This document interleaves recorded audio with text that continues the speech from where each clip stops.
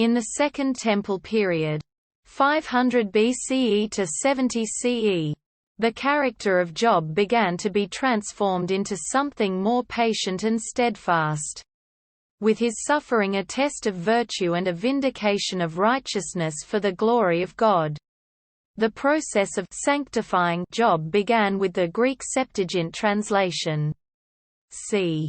U 2009–200 BCE, and was furthered in the Apocryphal Testament of Job, 1st century BCE 1st century CE, which makes him the hero of patience.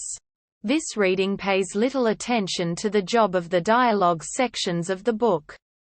But it was the tradition taken up by the Epistle of James in the New Testament, which presents Job as one whose patience and endurance should be emulated by believers. James chapter 5 verses 7 to 11.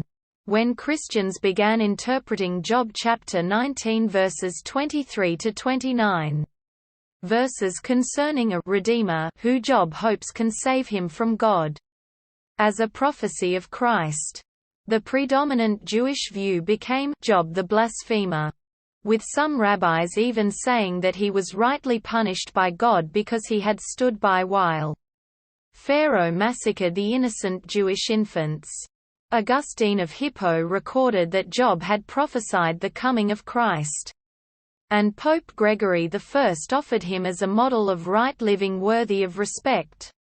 The medieval Jewish scholar Maimonides declared his story a parable, and the medieval Christian Thomas Aquinas wrote a detailed commentary declaring it true history.